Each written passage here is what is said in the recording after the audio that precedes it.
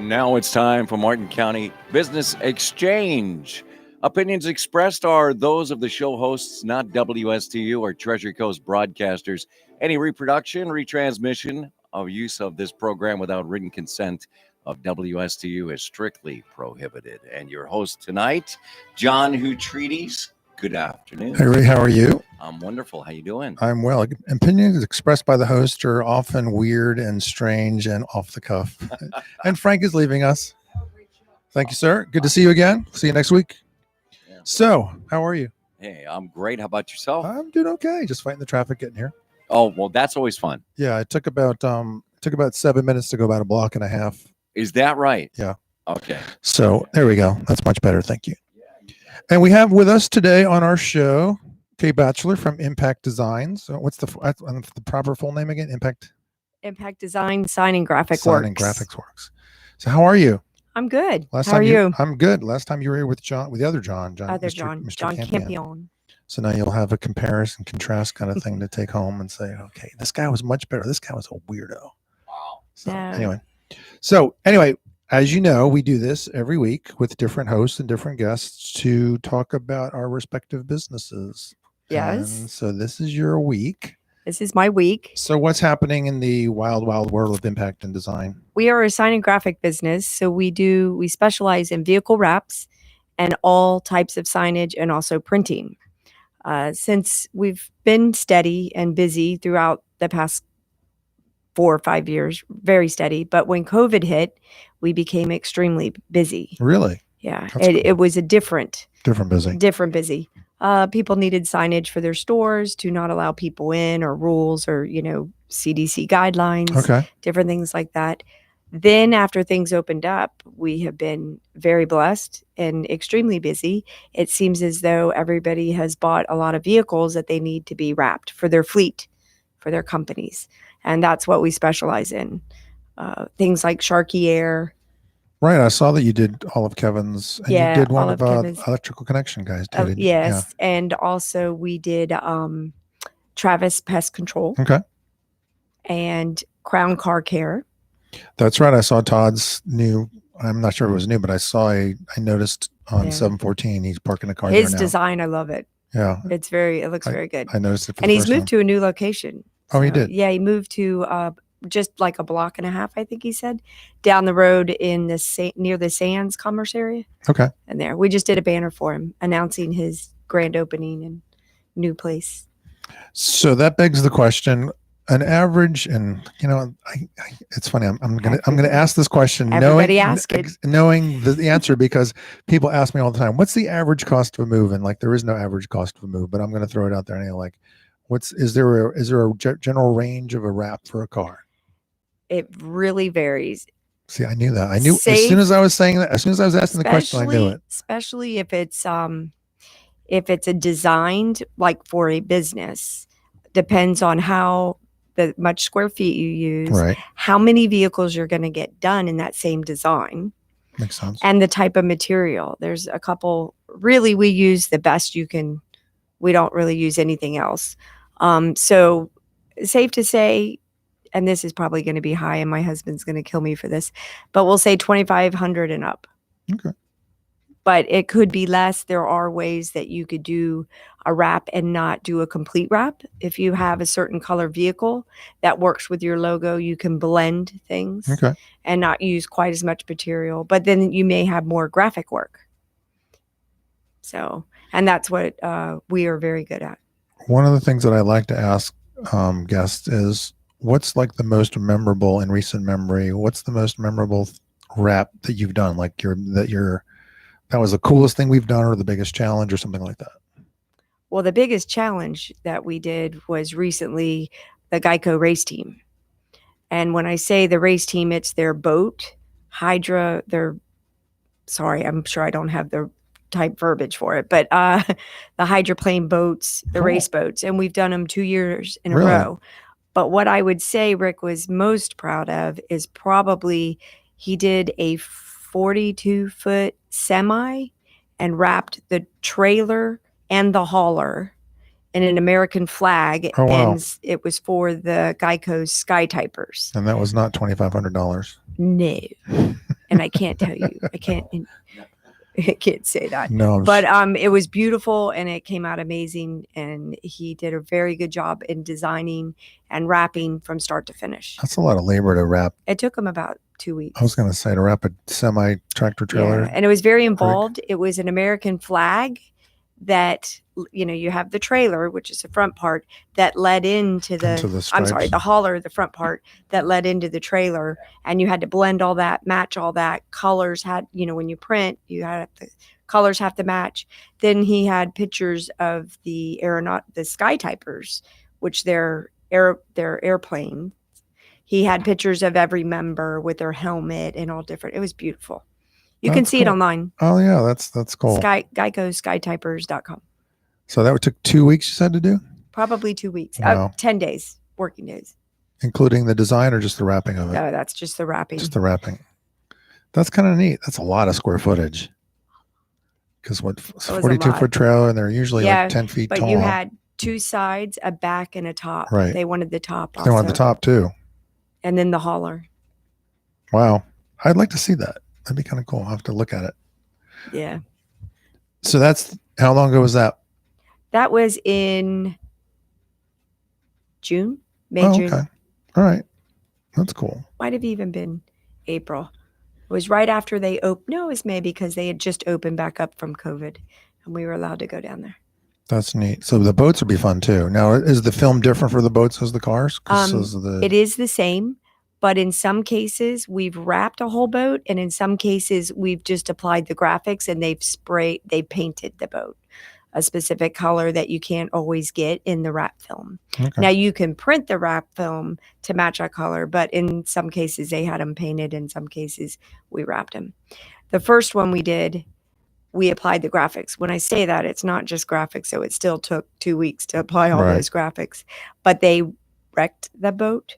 So then they had a backup boat, and that boat was red, but they needed it to be a different color. So we ended up wrapping that and then applying the graphics. And the boats are neat. We were talking about the boat races last week with Mark. I used to be in clubs called Sertoma. They used to put on the boat races in Stewart. Yeah. I remember that. And those boats were really cool. Scary. Yeah. They didn't have the biggest class. I don't remember what it was. I know they had the Jersey skiffs and they had the smaller hydrofoils. I'm not sure they had the super big ones. Yeah, and this is the big. Yeah, the big ones. Those are cool. Have you seen those when they catch some air and all that stuff on YouTube? You can see. Yeah. So all right. So you do cars, you do trucks, you do boats, you do planes. I'm guessing too. Have you done any planes? We've done helicopters. Helicopters. Okay. Helicopters. We haven't done any of those recently, but few years back we did helicopters. We really like to stay with the fleet vehicles for businesses. Okay. All right. So motorcycles. Depends. Sometimes people bring them in pieces with the parts, and they're easier to wrap. We just did a gas tank. Gas tank, I was going to say. Yeah, it's probably it the really biggest. Came out nice. It was gorgeous. One day I'll get a motorcycle, maybe. We'll see. Golf carts, same way. Golf carts, there you go. We can do golf carts, but we like to, sometimes they take them off in pieces. Golf carts sometimes work. The material doesn't always adhere to the product depending on the type of fiberglass of the golf cart. Oh, okay. Sometimes decals work better instead of wrapping around those edges. I know you guys made me a decal about 2 years ago of a picture of an amplifier for me. Yes, I remember. Yeah, it's fun. I took it to the guys, and they're like, "Oh, that's really cool." They were like, I had a friend who did it. Took a picture, and so you guys can basically take a photo or take an image from almost anything. I'm guessing, yes, and reproduce that. And yes, one of the things that we do it is called a giclée, where if you have an artist who has a picture that they painted, Rick can take a photograph of it and then color balance it to match exactly as the original, and then print it. And you print it a lot on canvas or something that matches the material matches the type of painting. Okay. So we do a lot of those. Not as many because it's kind of fading. The giclées aren't as popular because the oils aren't as popular. But we do a lot of that still for artists who want to preserve or have a copy of their work. Okay. But predominantly your main thing at your shop is wrapping cars. It is wrapping vehicles, but we also do a lot of decal work. For example, there's several companies that may need decals. Like we do work for a company that they're a cooler company, kind of like the coolers, and they may sell them to different companies with their logo on them. Right. So we would create the logo and apply that to the cooler for them. With the decals. Yes. Okay. And there's a lot of boat companies and yachts who want their logo or their boat on a decal, and they go to the Bahamas and apply them everywhere. Oh, okay. Yeah, to promote there. Well, that's good. So what does someone need to bring you to get some work done? Like, what do they need to provide? A lot of people have their artwork already or their logo. We do design logos also, and we can do everything from from start to finish. If they don't, ideas is really all we need. Okay. Just their idea. But a lot of people already have their artwork or their logo vectored, and then they bring it, send it to us. We work with it. A lot of times it's not a vector file. It's just a PNG or off the internet. That doesn't work. Oh, okay. Doesn't work. It's not a high resolution enough to print. It'll look like a blob when you print it. Okay. Doesn't look good. Yeah, I think that was one of the issues when I gave you one. Like we had to find one. It was probably a PNG off online. Yeah, but it wasn't that big, so it wasn't really that. Yeah, that if it's big of a not deal. overly huge, it doesn't. It only ended up to being like 10 inches by 20 or can something. It was usually fine. Yeah. So how long have you been doing this? So Well, how'd you the guys get started? It all started in 1992. Rick and I were not married. We were dating at the time. I was running a restaurant. I met him. Grew up in Homestead, Florida, and he had moved there from England, came on vacation and went back home, and then came back and decided he loved America, and that's where he's staying. Ended up meeting a friend in Homestead. Him and I met. We were dating. Hurricane Andrew hit and completely changed our lives. And from that point on, he decided, he had been working with a company and a sign company, and had decided I can do this. So him and a friend went into business together and got a double wide construction trailer and put it on our former restaurant site because the restaurant was no longer there because Hurricane Andrew took it away. Yeah, I remember that. And started the business. And that was in November or September of 1992. So why graphic? Like what? He was always an artist. Okay. And he was a drawer and a sculptor. He did a lot of sculptures prior to getting into this and always liked it. And from the beginning of the business, back then you did drawings and pounce patterns and different things. Then he evolved with it, with the technology, and he just grew along with the business. So you just decided, okay, the restaurant business is no longer. Well, no, I stayed in the restaurant business. Oh, you did? I'm sorry.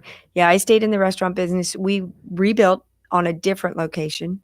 The economy didn't come back, so we ended up closing that, and I ended up working for a corporate chain in Miami for 2 years. At the time, we were building a house up here. We had decided to move up here. Okay. Which was hard, a big move for me to leave Homestead, but we did, and it all worked out. Yeah. My friends used to live in Homestead, and they got out before the hurricane. But I remember we were working when Andrew hit. They were calling moving companies all up. Oh, I bet. The East Coast until they can find somebody that wasn't busy or, and we were 125 miles away or something, and my guys were working 17, 18-hour days, just driving down and just bringing back a few pieces that were salvageable.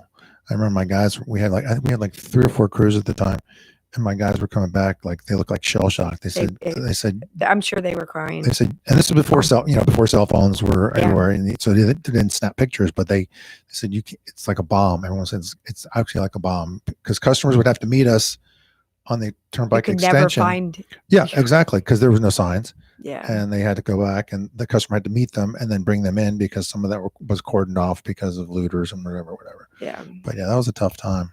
It was. We lost pretty much everything. Yeah. But you resilient, you survive. Yeah, and you guys and things change. Things aren't as important to you. Meaning material things. Priorities, yeah, your priorities. You get shift. back into it, and then you realize, you know. Well, you probably don't get back into it as heavy or as deep. You figure it's like, it's just stuff. No, it's just stuff. Yeah. And then we saved so much stuff that you put in a container that you had dropped wherever in front of your house, and you went in there like 6 months later, and nothing was worth saving. Everybody who saved a lot wasn't worth saving. They ended up throwing it all. But at the time, you don't know what. That's true. You don't know. Yeah. You think your house is going to be rebuilt, even though you know it's not by looking at it. But in your mind, I can get this redone in a couple months and everything will be all right. 2 years later, your house might be done. Yeah. And I don't think it was even that fast for most people. We bought a damaged home, and it took us, we did it paycheck to paycheck because you really couldn't hire a contractor. It was impossible.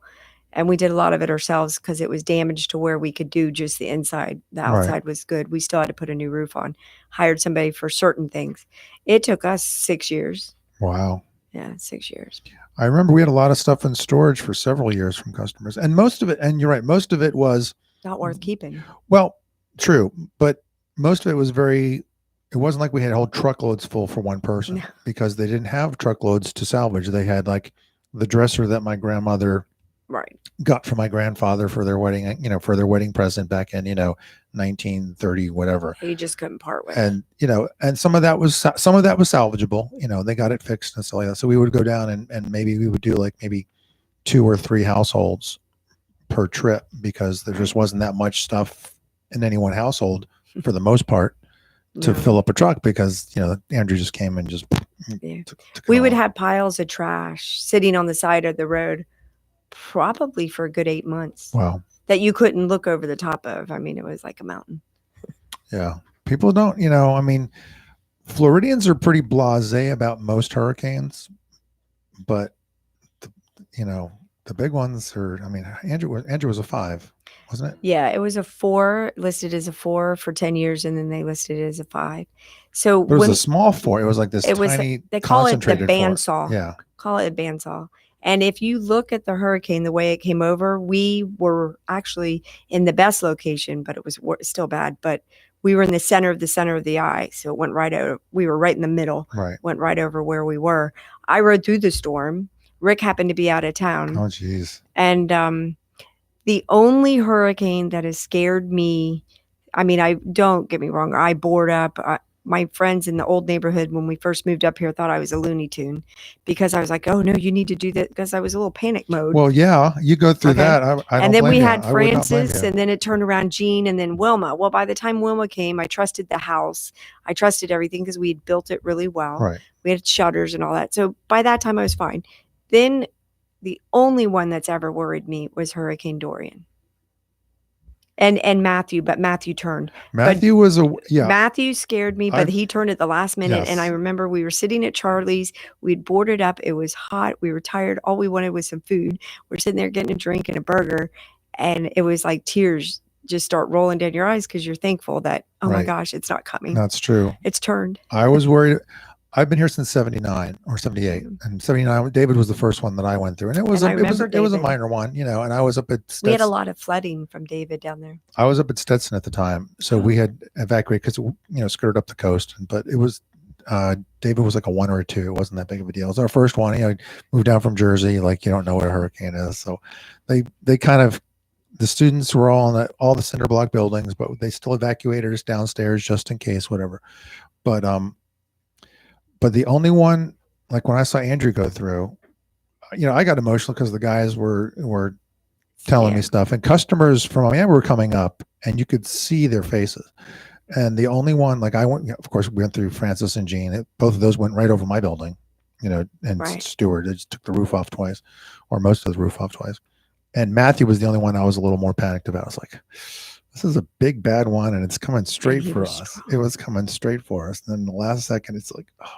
And I felt bad for, you have that mixed feeling, like you have relief that it's not going to hit you, but then you feel bad, so bad because someone's going to get hit. But the one that people didn't expect is going to be as bad as it was Wilma.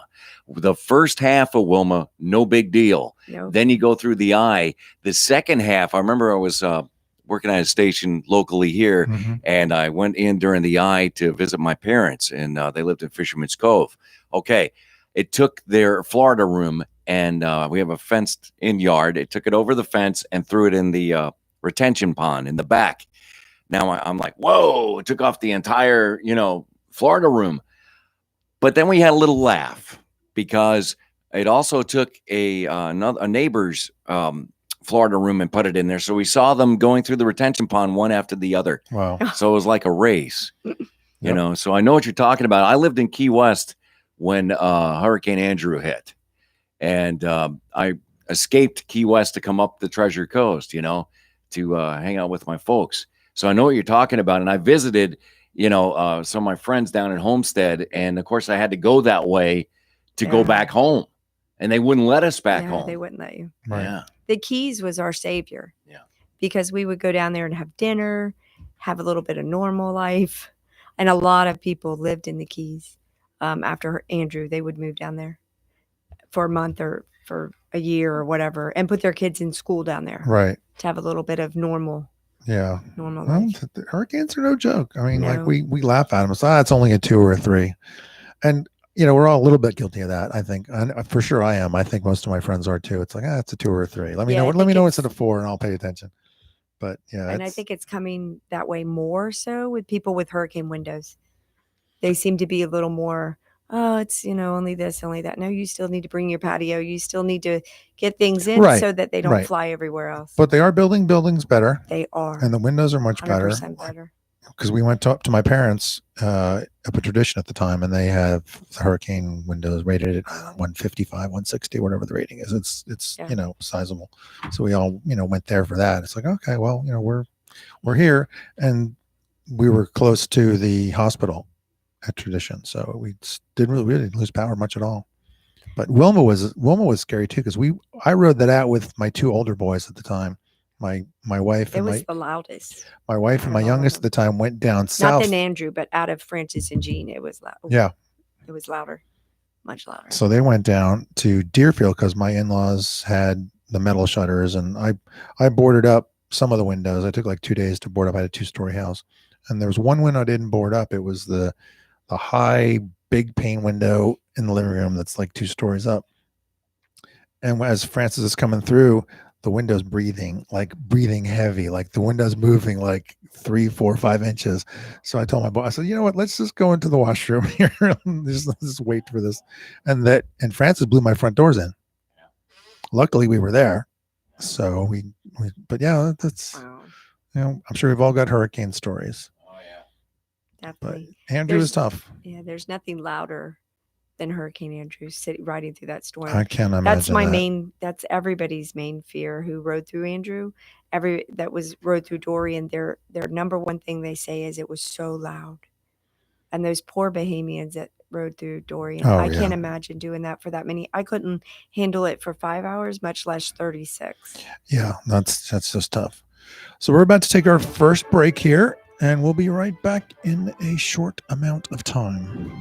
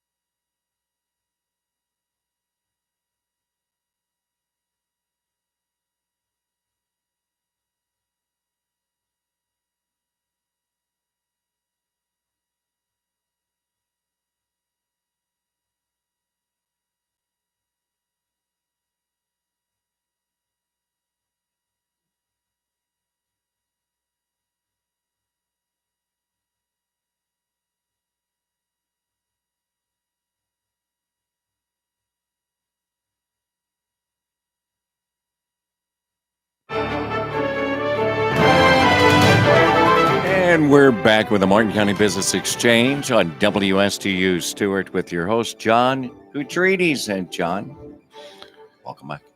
You know, you're one of the few people that say my name correctly. Oh, it's because you told me to say it 56 times. That's why. No, it was only 3 or 4. You were good at it. Well, it's funny. You grow up with a name like that, you just pretty much answer anything that's close to it. Is that right? Yeah. Okay. Yeah. So we're back with Kay Batchelor from Impact Design and Graphics. And you got more stuff you want to talk about that we didn't talk about last time, you said. Yes, I had said that we do vehicle wraps and printing and different things. We also do a lot of signage for realtors, open house. They're for sale signs, for rent signs. We also do business cards, a lot of print work, brochures for the homes. And we also specialize in apparel.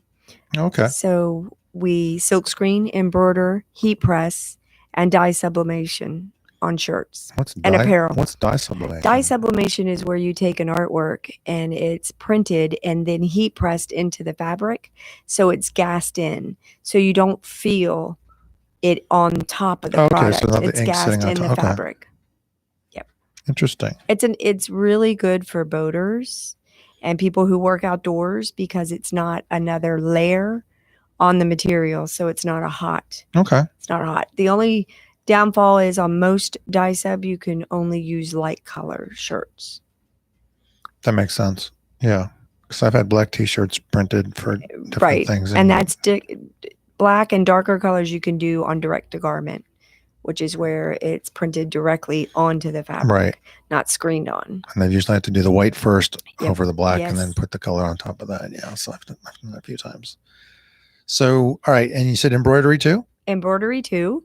We do a lot of embroidery. We also digitize, which is a process where you take your file or your artwork and you digitize it so that the computers can read the threads and the thread counts and the colors.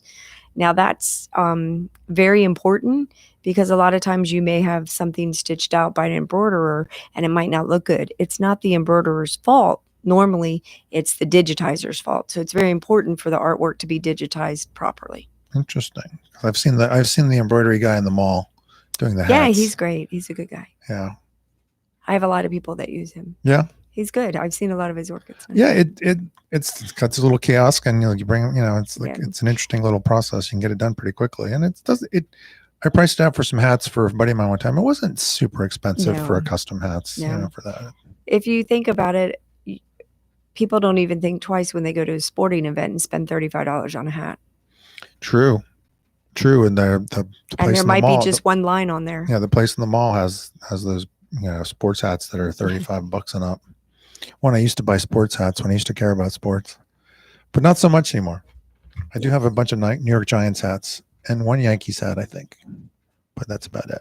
I have a lot of Miami Dolphin hats. Do you? A lot. It was funny. I liked the Dolphins when I lived in New Jersey because it was just something different, but like once I moved here, I kind of kept the Giants thing with me when I was watching sports. I've always been a Dolphin fan. I started going when I was 5 with my family. My dad would take us back in the Orange Bowl days. Right. Oh, wow. Yeah. My dad was very involved in the Dolphins, or more so with the Orange Bowl committee for the Miami Hurricanes. So he was a very big time Dolphin fan, Miami Hurricane fan. They still have that one unsullied record. Yeah. And we've been season ticket holders. I turned Rick into a Dolphin fan. I tell him that all the time, but because he's an English guy. English guys don't like American football. Oh no, he loves it. He loves it. But so we've been going for 25 years. Oh wow. Season tickets. Not this year. Not this year. Not this year. No tailgating. The main reason we go, not the main reason, sorry, Dolphins, but we go to watch the game, but it's really about the tailgating and the friends that we've met over the 25 years. Yeah, the tailgating. And we couldn't do that this year. So we said, we're not going to drive 2 hours to not tailgate and have a good time. Right. To walk in the stadium and eat their food. Mm-mm. Yeah. I went to a UCF game. Was it last year? It might have been last year. Because I have friends who are big supporters of UCF. And I'd never been. I went to Stetson, so we didn't have a football team at the time, back in when I went to school, which was a long time ago. But that was fun. The tailgating was the best part of the whole thing. I mean, UCF was great because they were losing the first half and then they came back at the end. And that was fun too, the sports part. But before and after was fun because they tailgated before and they tailgated after. It's great because you can't just drive out of the parking lot because you might as well just wait it out and have a beer. And that's what we always do Right. at Miami all the time. My nephew is going to Stetson. Is he? His first year. Oh, okay, great. It's a great school. It's a great school. He's a good kid. I went when it wasn't like stupid, crazy expensive like it is now. Yeah. I went back and he is fortunately on 2 scholarships, I Yeah. believe. He's majoring in media. He's going to shoot me for this, but some type of media. He does videos and Okay. different things. And he just recently entered his video in a contest, and I believe he won nice. some scholarship money for that. Yeah, it's a great school. It was a good school when I went, and it's gotten even a better reputation over the last. Yeah, nice campus. And back when I went, DeLand was this sleepy. Not anymore. It's bedroom community now. DeLand was even sleepier than Stewart was in 1979. So you can imagine that. And there was nothing there, but now it's very cool. I still go back. I have friends that live in DeLand. A lot of my friends have their kids go, and I went to a homecoming a couple of years ago, and DeLand's a neat little, funky little town. It's got a lot of cool shops, a lot of cool restaurants. I have to go there. Yeah, go visit him. It's fun. It's a nice little town. Much cooler than it was when I was going to school there. But then so many things are like that, aren't they? Right? Oh yeah, for sure. Because when I went to school, it was Indian River Community College, right? And we put the radio station on the air in 1982. Okay. And we are partners with WQCS too. So, but and that was at a different frequency and also a little 3,000 watt NPR station. Now, it has been for the last 30 years, 100,000 watts. And the tower was only a small tower. Now it's a huge tower. They have their own building. In fact, that station was behind the theater, McAlpin Fine Arts Center, on the top when we first built it. Now it has its own building on the main campus. So it's amazing how things change. Yeah, I mean, now you said 78 is when you came to Stewart, right? We moved in 78. I graduated high school in June, and 2 weeks later, or a week later, 3 days later, where it was, I was here. Yeah, working for my dad. Oh, see, no, that's cool. I moved to Stewart in 79. All right, in 79, Piggly Wiggly was your big supermarket. Yep. Yeah. So big changes. Mm-hmm. But anyway. And there was a place called Sambo's, which is super politically incorrect right now. I know. I was trying to remember. It's like an old. I went to college in Georgia, so they had a lot of this Piggly Wigglies, Hardee's. Every town, no matter how big or small, had a Hardee's. Piggly Wiggly's was the Southern Publix back in the day. It was huge. Publix came over and said, "We'll take over." Stewart's changed a lot. All right, so getting back to the graphics and the stuff, because we're here for you. This is your hour for your business. What else you want to tell? I don't have to talk about the whole. I don't have to talk the whole. No, hour. you don't have to. You don't. But you can tell us whatever else you want to tell us about. So we moved. I'll tell you how we moved here in 2000. I worked immediately up here, and then stayed in the restaurant business and worked at a golf club in Jupiter for a while, and then moved to the Florida club, and then after that Flanagan's. So I was doing the restaurant business and GM for restaurants, and Rick decided to sell the business down there after 2 years, which was always our plan. So he sold that business. It's still going, does very well, and it's called Impact Designs of Homestead. And then he started his business up here in 2002. So is it a franchise? No. Okay. He's independent. You started your, okay. So started our own up here. And so he's been doing it in Stewart area since 2002. Okay. And Stewart's still grown a lot in the last 18 years. Grown. Yeah. We're located out off of Jack James Drive, which is in the Jack James Commerce area, right off 95 and Canner Highway. Right by there. Right by the Cracker Barrel area. We've been back in there for, I believe, 12 years now. Yeah, we love it back in there. It's nice. It's real convenient for people coming off 95. Yeah. It's a good location for businesses. Yeah. I think Kevin's out there too, isn't he? Yes. Yeah. Right across from us. I can wave at him. Okay. I can wave at Mr. Sharkey. Because we've done lots of work for Kevin too over the years. So what's the most fun, like aside from the boat, like if you had your perfect, like you're sitting at your desk tomorrow morning Mhm. and you're daydreaming, sort of. You're thinking, okay, a cup of coffee's in your hand. You're thinking about what the day's going to go. And like the perfect customer walks in, and what do they ask for?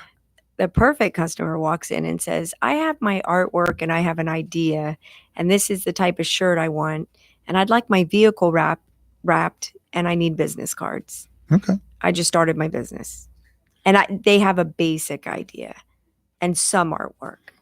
And you can take care of all that stuff. And they give us enough information. Sometimes people come in and bless their hearts, they just don't know what they want. So you have to help them. You have to start, and then they're like, no, not that. Okay, well then let's go in this area and try that. That would be the perfect customer, but everybody's a great customer.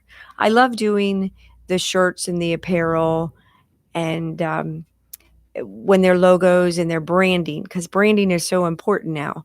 You take it from your apparel to your social media, to your vehicles, to your print work. That's and true. It's very That's important. Another whole aspect that wasn't even in existence. Not even a couple years ago. Not even. Sharky, you think of the shark. Right. So he has it on his shirts, on his hats, on his cards, on his vans. So important. And the thing that we do well is we can do most everything for you. You can come in and say, I'm just opening my business and I have this and here's my logo, but I need a lot of things. And we can do most all of those. Okay. Did you guys come up with the one for the electric? No, that is totally Mike. That was Mike. That's Mike. Okay. Because that's kind of now we didn't actually wrap his vehicles. We didn't wrap his. I thought you said that, but I wasn't sure if I heard you. He gets his done with his lease agreement or his purchase agreement or with his van company. But no, we didn't do his, but his are wrapped really good. Yeah, it was. Yeah, and the design's kind of cool too. Yeah, when you wrap vehicles, you always admire other. Yeah, it's okay to. There's enough business out there for all of us. Yeah, there is. There's plenty of business.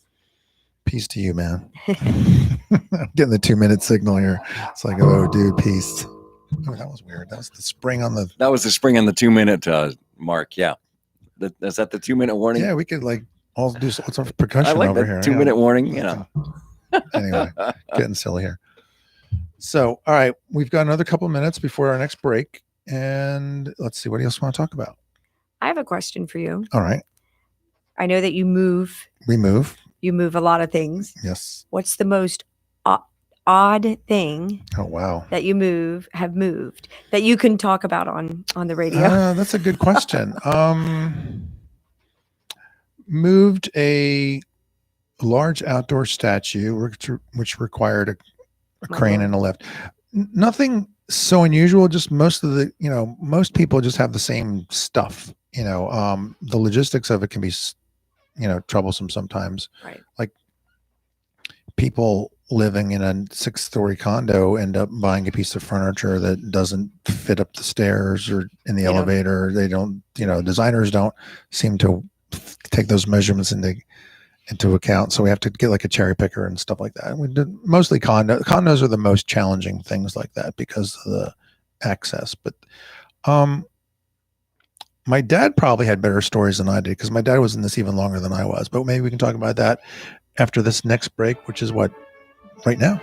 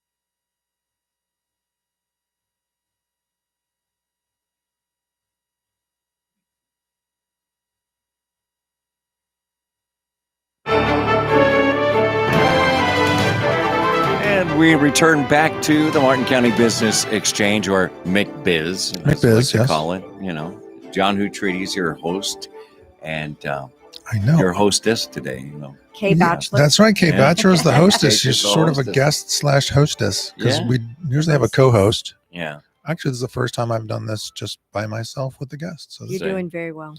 You know, like I tell people who are nervous about coming on, it's like, look, we're just 4 people in a room just talking. You know, we got headphones on and our voices sound very good on the radio. But other than that, not mine. But it does. Yeah. But other than that, we're just, you know, talking about our business, talking about stories, talking about our families, talking about how we got to where we are. It's just, you know, and the hour goes by pretty fast. It goes by fast.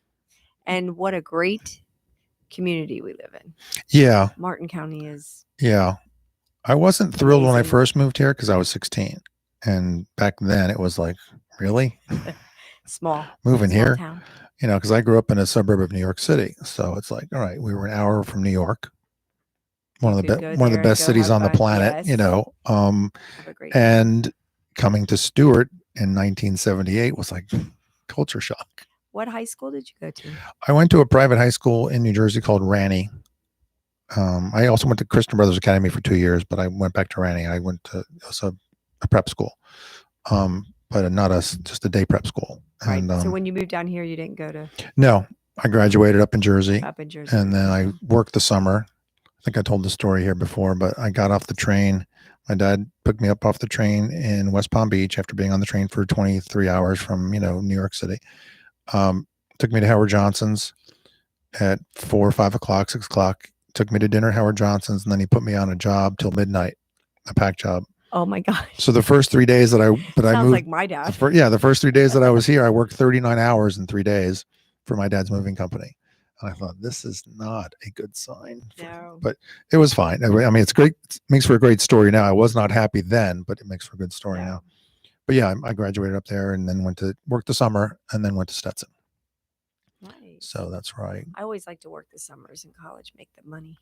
Yeah. I mean, you know, first of all, I didn't have a choice. You know, I was like, you're working. Me either. You know, you're working. I think I made $3.50 an hour back in 78 as one of the laborers. Yeah, I think it was either $3.50 or $2, wasn't it? You did well, you guys. I think it was minimum wage was like $4.25 when I first started. Oh yeah, no, the minimum wage was lower than that when I was doing it. But it was I was making, to be fair, I was making the same thing as any entry level guy who worked for my dad was. I mean, I was still, 6 foot tall, much skinnier than I was, so I was like 150 pounds probably. But yeah, so I would just work with the guys, and I worked for, I had no friends. I didn't know anybody. It wasn't like I was going to go out partying, so I just worked. Yeah, for my dad it wasn't so much fun for me, but I learned a lot. No, it was good. I definitely learned from the ground up.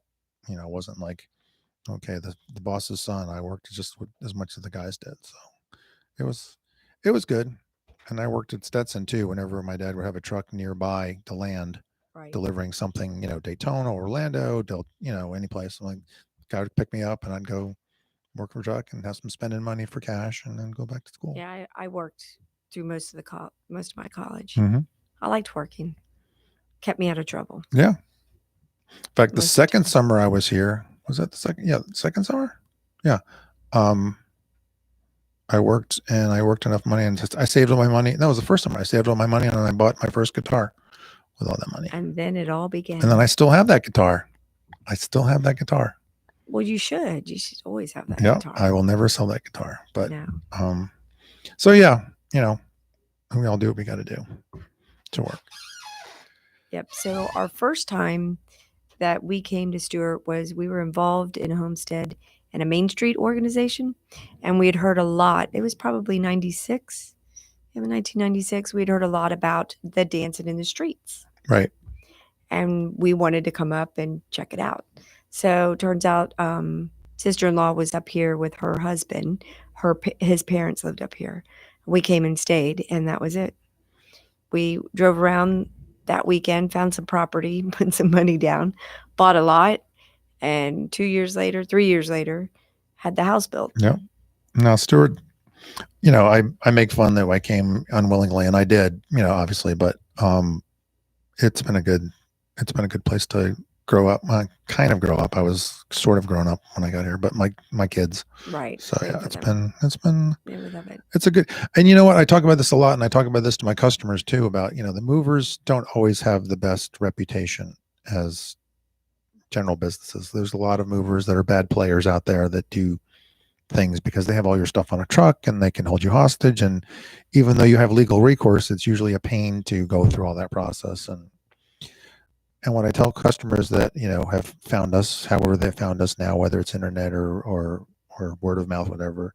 And I said, well, Mrs. Smith, Stewart's still a small town, even though it's grown tremendously. If we were a bad player, you would know it. And we've been here since 1978. So, and people know about us and the same thing with your, company. Yes. Like, I'm sure there's bad players in every business. Definitely. But there's a whole lot of good people. Right. Oh, absolutely. Yeah. And there's more. There's more good. That's the point. But there's enough bad players that make people a little gun shy. Right. More so, I think, in the moving business than like maybe a T-shirt. I'm not. Oh no! Always in the movie business, you always hear these horror stories. Right. And coming from Miami, yes, I heard a lot of yes, and a lot of my customers who have moved up from Dade and Broward counties, have said the same thing. It's just been. And they call us because we have a good reputation, both with Better Business Bureau and Google. Google's a thing now. It's like, oh, you got good ratings on Google. That's why I called you. It's like, okay, great. People really pay attention. Yeah, to that. They really do. And it doesn't take too many bad ones to mess things up. Definitely not. But like I'm sure, like everybody in the club does that. I know this for a fact. Not everything goes correctly on everything. You just can't. It's just stuff happens in any business. Stuff is going to happen. With the moving business, it's a little more traumatic because stuff seems to happen at a closing, or it messes, the domino effect of bad things occurring, become worse and worse. But we always try to make it right if we can.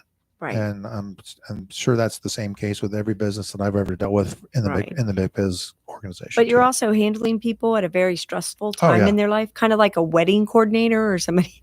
It's a very stressful time, so their anxiety levels are high and everything. Oh, so, moving is one of the top, depending on which survey you read. I talked to Dr. Griffith about this. Depending on which survey you read, moving, for good or bad, whether you want to move or don't want to move, is one of the top 3 to 5 stressors in a person's life. Death of a family member, divorce, bankruptcy, moving. Moving and building a home. Yeah, like we're in the top 5, and depending on who you talk to. And oftentimes that occurs in the midst of those 2 or 3 other things. Definitely. Building, divorce, it's all this perfect storm of personal crisis. Usually there's a move involved. So, right. But fortunately, my guys are good. That's important. They look a little rough, but they're movers, but they're sweethearts. And we try to, and they understand that it's all stressful. So we got the peace sign again, and we got about another 2 minutes to go. Anything you want to wrap up with us? Oh, see what I did there? I did that unintentionally to wrap up. Oh, that was perfect. That was totally unplanned. That's a good segue. Completely. No, just whatever your needs are for your company as far as branding, whether it be a vehicle wrap, business cards, signage, apparel, embroidery, silk screen. Forms, you said? Dye sub. Forms? Yeah, we do forms. We even do the 3-compartment, a lot of those 3-compartment forms for the landscapers, the plumbers, all of those. And we have a lot of independent businesses that we do business with. And we do most everything for them. Business cards. We do a lot of business cards. So give us contact information, phone number, website, whatever. We're located in Jack James Commerce area. The name of the company is Impact Design, Sign, and Graphic Works at 7849 Southwest Ellipse Way in Stuart, Florida. And then our phone number is 772-419-8048. Or you can find our website at impactdesigns101.com. All right. And we're also on Facebook and Instagram. Everybody's on Facebook. Are you on Facebook? Oh, yeah, of course. Oh, yeah, I am. It's scary. I think everybody's on Facebook. Yes. Yeah, I go under an assumed name on Facebook. That's the best way to do it. Yeah. It is. And you can really say what you want to say. Oh yeah, for sure. We can talk about next time. We can talk about what happened between Wolf Blitzer and Nancy Pelosi. Oh no, That was fun. That was. All right, Ray. Thank you so much. It was fun. Casey, we're done. That was easy. Thank you. Great Thanks having you. All right. I won't tell John you were better. I won't. That's okay. He won't mind.